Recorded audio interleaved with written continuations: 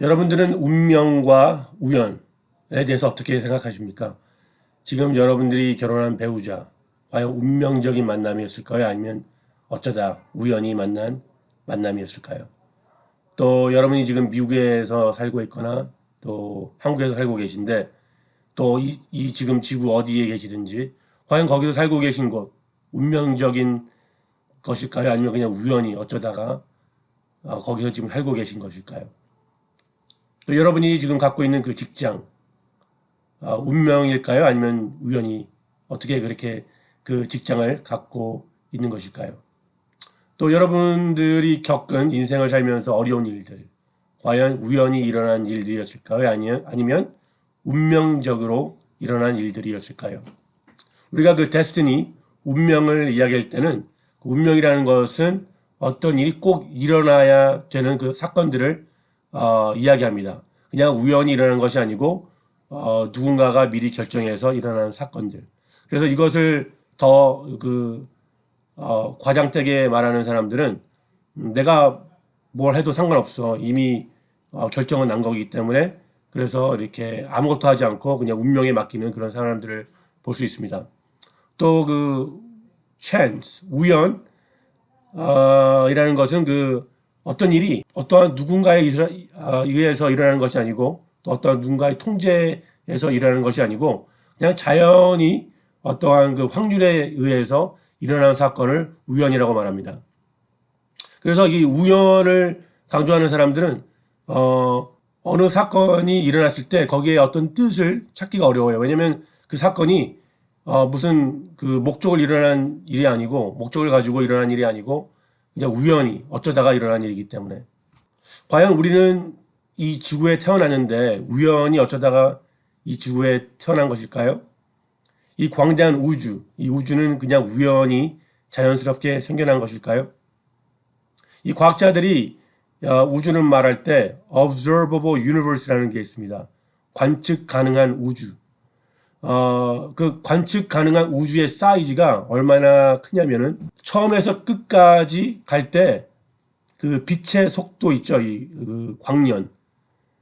930억 년을 빛의 속도로 가야지만 이 관측 가능한 우주의 처음과 끝을 갈 수 있다고 그렇게 말합니다. 여러분 그 빛의 속도가 얼마나 빠르냐면 그 1초예요. 1초. 1초에 빛이 18만 6천 마일을 갈 수 있다고 합니다. 그럼 쉽게 말하면 1초에 이 빛의 속도로 1초에 지구 7바퀴 반을 돌 수 있는 거예요. 그런 스피드로 이 우주에서 처음에서 끝까지 우리가 볼 수 있는 그 관측 가능한 우주를 930억 원 그렇게 많은 세월을 가야지만 끝을 볼 수 있다는 거예요. 여러분 그 상상이 되십니까? 이 얼마나 이 우주가 광대한지. 근데 그 더욱 놀라운 것은 이 우주가 계속 지금 확장하고 있다는 것입니다. 그러니까 사실 그 이 우주는요, 이 끝과 끝이 없는 거예요. 어떻게 보면 인피니트 하다는 거죠. 여러분 이 광대한 우주가 과연 그 우연히 아니면 어떤 사고에 의해서 만들어졌을까요? 우리 인간은 어떠합니까? 우리 지금 인간이 이 지구에 살고 있는데 과연 우연히 어쩌다가 우리 인간들이 그 원숭이가 어떻게 변화돼 가지고 진화돼 가지고 이 사람이 됐다는 것 여러분 어떻게 생각하십니까? 그냥 우연히 우리가 지금 태어나서 이렇게 살고 있다고 여러분들은 생각하십니까? 지금 이 지구에 수많은 여러 가지 다른 그 식물들과 동물들 또 이 지구의 그 위치를 한번 보세요. 딱 그 해에서 아주 그냥 알맞은 거리에 떨어져 있어서 우리가 타 죽지도 않고 또 얼어 죽지도 않는 그런 딱 거리에 있는데 과연 이것이 우연히 그렇게 돼 있을까요? 아니면 어떠한 그 전지전능한 분에 의해서 어떠한 목적을 가지고 우리가 이 지구에서 지금 살고 있는 것은 아닐까요? 이 성경에서 보면 그 사무엘상 5장과 6장에서 이런 그 우연이란 단어가 나옵니다. 그 블레셋 사람들하고 이스라엘 사람들하고 이 전투가 붙었어요. 근데 그 블레셋 사람들이 대승을 거둬요. 그리고 이 사람들이 뭘 하냐면 이스라엘의 그 하나님의 임재를 상징하는 언약궤를 빼앗아 옵니다. 그래가지고 그 블레셋에는 그 5개의 중요한 도시들이 있었는데 그 언약궤를 맨 처음에 아스 도시라는 곳에 갖다 놔요. 그 블레셋 사람들이 섬기던 그 신이 있었는데 그 신의 이름이 다곤이에요.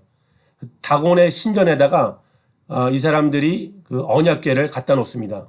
근데 아침에 일어나 보니까 이 블레셋 사람들이 뭘 발견하냐면 다곤 그 신상이 언약궤 앞에 엎어져 있는 거예요. 그래서 신기하다 싶어가지고 다시 그 신상을 똑바로 세워놓습니다. 그 다음날 아침에 가보니까 이번에도 어저께처럼 다곤 신상이 엎어져 있는 거예요. 근데 이번에는 그냥 엎어져 있는 것뿐만이 아니라 이 팔과 이 머리가 완전히 박살이 나가지고 이 언약궤 앞에 엎어져 있는 거예요. 그래서 그 6절에서 보면 이 사람들이 6절에서 보면 이렇게 말씀하고 있습니다. 여호와의 손이 아스돗 사람에게 엄중히 더하사 독한 종기의 재앙으로 아스돗과 그 지역을 쳐서 망하게 하니라고 말씀하고 있어요. 자, 이거 블레셋 사람들이 좀 이렇게 안 좋은 일이 자꾸 일어나니까 아스돗에서 다른 그 블레셋 도시로 옮겨요. 가드라고. 근데 가드에서도 똑같은 일이 일어납니다. 이번에는 더 재앙이 일어나가지고 그 온 도시가 그냥 아주 패닉 상태예요. 여러분 지금 우리가 그 코로나 팬데믹 때문에 지금 미국, 이 온 세계가 지금 패닉 상태 아닙니까?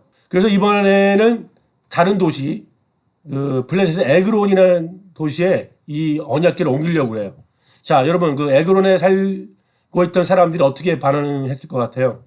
예, 난리가 났죠. 이 사람들이 안 된다고 그냥 데모를 하는 거예요. 이거 언약궤를 가져오면 우리가 망하니까 제발 그 언약궤가 원래 있던 곳으로 돌려놔라 라고 아주 데모를 합니다. 블레셋 지도자들이 이제 회의를 합니다. 우리가 어떻게 했으면 좋겠냐고.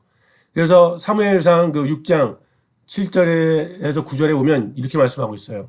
그러므로 새 수레를 하나 만들고 멍에를 메어보지 아니한 젖나는 소 2마리를 끌어다가 소의 수레를 메우고 그 송아지들은 떼어 집으로 돌려보내고 여호와의 궤를 가져다가 수레에 싣고 속 번제물로 드릴 금으로 만든 물건들은 상자에 담아 궤 곁에 두고 그것을 보내어 가게 하고 보고 있다가 만일 궤가 그 본 지역길로 올라가서 벳세메스로 가면 이 큰 재앙은 우리에게 내린 것이요 그렇지 아니하면 우리를 친 것이 그의 손이 아니뇨 우연히 당한 것인 줄 알리라 하니라라고 말씀하고 있습니다. 그러니까 이 사람들이 어떻게 결론을 냈냐면 여기서 우리가 세 가지를 한번 볼 수 있는데 첫 번째가 뭐냐면 한 번도 멍에를 메어보지 아니한 소를 2마리를 이 사람들이 골라요. 그리고 두 번째가 뭐냐면 그 소도 어떤 소냐면 그 젖나는 소 2마리 그러니까 새끼 소가 있었다는 거죠. 송아지들이. 왜 이 사람들이 이렇게 얘기를 했냐면 소들이 만약에 이게 이스라엘 하나님이 하신 거라면 이 소들이 지들이 알아서 이스라엘로 돌아갈 수가 없다. 거기다가 한 번도 멍에도 메어보지 못하고 또 이 송아지가 있는 소들인데 송아지가 있는 소들은 보통 이 송아지를 케어해야 되기 때문에 송아지를 찾아다니거든요. 거기다가 한 번도 누가 이 소들을 끌고 가는 게 아니고 자기네들이 알아서 가는데 이 소들이 만약에 그냥 자기네들이 알아서 그 이스라엘로 돌아간다면 언약궤를 메고 이것은 우연히 일어난 게 아니고 하나님께서 하신 것이다 라고 이 사람들이 결정을 해요. 근데 아니나 다를까 이 소가요 좌로도 치우치지 않고 우로도 치우지 않고 이스라엘로 언약궤를 메고 돌아갑니다. 하나님께서 간섭하셨기. 자, 그래서 이 블레셋 지도자들이 어떻게 결론을 맺냐면 이것은 우연히 일어난 일이 아니구나. 하나님께서 간섭하신 거구나. 우리가 재앙을 받은 것은 이스라엘 하나님 때문에 우리가 재앙을 받았구나라고 이렇게 결론을 맺습니다. 이 신론, 자연 신론이 있습니다. 이 디이즘이라고 하는데 이것은 뭐냐면은 하나님이 이 세상을 창조하시고 그냥 내버려 두셨다는 걸 말하는 거예요. 그러니까 쉽게 설명드리면 이 시계 만드는 사람이 시계를 만들고 이 시계가 혼자 알아서 돌아가도록 그렇게 만들었다는 거예요. 이것을 믿는 사람들의 그 장점이 뭐냐면은, 그러니까 이 세상에서 일어나는 모든 악한 것들은 하나님께서 상관하지 않는다. 왜냐하면 하나님은 그냥 세상을 만들어 놓고 이 세상이 알아서 돌아가게 했기 때문에 이 세상에 일어난 악한 일들은 하나님의 책임이 아니다. 그래서 하나님께 책임을 돌릴 수가 없는 것이 이 견해의 장점이에요. 그리고 이 결정론이 있습니다. 결정론은 뭐냐면 이미 모든 일은 하나님이 결정을 하신 거예요. 그러니까 예를 들어서 여러분이 지금 손을 들었다가 손을 내린 거, 이것도 미리 정해진 거고, 여러분이 점심에 뭐 국수를 먹었다, 그것도 미리 정해진 거예요. 그 다음에 이 세상에 일어나는 모든 뭐 자동차 사고, 그것도 여러분이 잘못해서 그런 게 아니고 하나님이 미리 그렇게 결정을 했다라고, 이거 극단적인 견해입니다. 그러니까 이 이실론하고 결정론, 이 둘 다 극단적인 견해예요.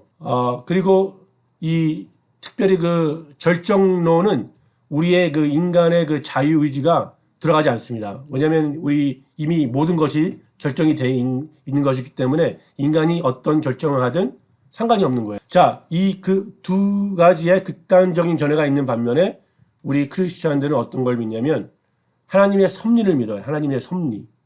이 섭리가 뭐냐면 하나님의 그 주권으로 하나님께서 모든 이 세상을 다스리고 계신다는 거예요. 그리고 하나님께서는 아직도 간섭하시고 또 이 세상을 통치하시고 하나님의 그 선한 뜻을 이루기 위해서 하나님은 악까지도, 인간의 어떠한 악까지도 사용하셔서 그분의 뜻을 이루어 가신다는 것이 바로 하나님의 섭리입니다. 이게 참 그 미스터리한 게 하나님의 뜻과 인간의 그 자유의지가 조합을 이루어가면서 결국에는 하나님이 선한 뜻을 이루신다는 거예요. 목적을 이루신다는 거예요. 이게 창조물인 우리가 이해하기 힘든 그런 컨셉이지만 아주 그 하나님의 위대하신 하나님께서 선을 이루시는 그런 것을 가르쳐주는 것입니다. 하나님의 섭리. 자, 성경에서 하나님의 섭리를 예를 들어보면 창세기 50장 20절이 있어요. 당신들은 나를 해하려 하였으나 하나님은 그것을 선으로 바꾸사 오늘과 같이 많은 백성의 생명을 구원하게 하시려 하셨나니 라고 말씀하고 있습니다. 자, 여러분들도 아시다시피 요셉의 형들이 시기가 나서 요셉을 죽이려고 합니다. 근데 죽이려다가 나중엔 요셉을 애굽의 그 노예로 팔아요. 그리고 나중에 이제 형들과 이제 대면을 하죠. 그리고 이제 야곱이 죽고 그 형들이 무서워합니다. 이제 야곱이 없으니까 요셉이 자기들에게 보복을 할까봐. 근데 그때 그 요셉이 형들에게 뭐라고 그러냐면 이 말을 하는 거예요. 당신들은 나를 해하려 하였으나 하나님은 그것을 선으로 바꾸사 오늘과 같이 많은 백성의 생명을 구원하게 하시려 하셨나니. 자, 이 요셉의 형들이 행한 것들은 악한 거였어요. 요셉을 죽이려고 했고 요셉을 노예로 팔았습니다. 거기다가 아버지 야곱에게 거짓말까지 했어요. 요셉이 그 들짐승들한테 먹혀서 죽었다고. 그러니까 이 형들이 행한 것은 악한 것이었지만 하나님의 뜻은 이 야곱의 식구들이 애굽으로 가서 거기서 이스라엘을 탄생시키는 하나의 그런 시작, 터닝 포인트이 되도록 하나님께서 이끄신 거예요. 그러니까 결국 이 형들이 악을 행했지만 하나님은 그 악까지도 사용하셔서 그 하나님의 그 선하신 뜻을 이루어 가시는 그런 하나님이셨다는 거예요. 자, 그럼 우리가 한번 이렇게 생각해 볼 수도 있죠. 그럼 만약에 요셉이 애굽의 노예로 팔려가지 않았으면 과연 야곱과 그의 자손들이 애굽으로 갈 수 있었나? 당연하죠. 하나님은 다른 방법을 통해서 만약에 요셉이 노예로 팔려가지 않았어도 하나님은 다른 방법을 통해서라도 그 야곱과 자손들을 애굽으로 인도하셨을 거예요. 근데 여기서 중요한 것은 하나님은 악까지도 이용하셔서 그분의 선한 뜻을 이루신다는 거예요. 그게 하나님의 섭리예요. 그리고 그 하나님의 섭리는 지금도 역사하고 있다는 거예요. 자, 우리가 그 코로나 바이러스가 어디서 도대체 나타난 거냐라고 얘기할 때 어떤 사람들은 이게 중국에서 뭐 일부러 어떤 사람이 만든 것이다라고 말하는 사람들이 있습니다. 근데 저는 몰라요. 저는 정확히 모르겠습니다. 이게 자연적으로 생겨난 건지 아니면 어떤 사람이 일부러 만든 건지. 근데 제가 한 가지 분명하게 말씀드릴 수 있는 것은 하나님이 허락하셨다는 거예요. 하나님이 이 코로나 팬데믹이 일어나도록 허락하셨다는 거예요. 왜냐하면 모든 것이 하나님의 통치권 안에 있기 때문에. 그리고 우리는 몰라요. 이 코로나 팬데믹 때문에 지금 많은 사람들이 죽어가고 있고 또 지금 경제적으로 정신적으로 많은 피해를 보고 있는데 우리가 하나님의 그 크신 계획을 아직 모른다는 거예요. 나중에 이 상황이 끝나고 하나님께서 어떠한 영적 그 은혜를 부어주실지 우리는 아직 모른다는 거예요. 그러나 우리가 믿는 것은 뭐냐면 하나님의 섭리, 하나님이 이 세상을 통치하시고 그분은 우리 하나님이 위대한 하나님은 그분의 뜻을 이루실 것이라는 것을 우리는 믿는다는 거예요. 하나님께서 지금 우주 만부를 지금 운행하고 계신데 그리고 나중에 하나님은 이 새 하늘, 새 땅을 우리에게 주실 것인데 뭘 못 하시겠어요, 그분이. 우리가 결정하는 것에 따라서 결과가 나오죠. 우리가 좋은 결정을 하든가 나쁜 결정을 하든가에 따라서 거기에 대한 대가가 있어요. 그래서 우리가 좋은 결정을 내리려고 할 때 우리는 그래서 기도가 필요한 거고 말씀을 읽어야 되는 거예요. 왜냐면 하나님께 영광 돌릴 수 있는 결정을 내려야 되기 때문에. 근데 우리가 만약에 잘못된 결정을 내릴 때는 어떻게 해야 되죠? 거기에 대한 대가가 분명히 있잖아요. 여러분들도 그렇고 저도 그렇고 어떠한 잘못된 결정을 내렸을 때 거기에 대한 그 대가를 치릅니다. 근데 우리가 그 잘못된 결정을 내려서 대가를 치러도 그게 하나의 또 다시 우리가 배울 수 있는 그런 기회라는 거예요. 그리고 다시 하나님과의 관계를 회복하는 것이 올바른 선택이고요. 근데 하나님은 우리의 그런 잘못된 결정까지도 실수도 또 사용하셔서 나중에 그분의 선한 뜻을 이루신다는 거예요. 여러분 오해하지 마세요. 그렇다고 절대로 뭐 계속해서 나쁜 결정을 해서 또 하나님께 나쁜 결정도 실수도 사용하시니까 계속 내가 실수해야 되겠구나. 제가 그렇게 말씀드린 게 아니고 하나님께서는 모든 것을 협력하여서 선을 이루신다는 거예요. 제가 그 마지막으로 로마서 8장 28절 말씀 읽고 오늘 프레젠테이션 마치겠습니다. 우리가 알거니와 하나님을 사랑하는 자 곧 그의 뜻대로 부르심을 입은 자들에게는 모든 것이 협력하여 선을 이루느니라. 아멘. 여러분 조심하시고 다음에 또 찾아뵙도록 하겠습니다.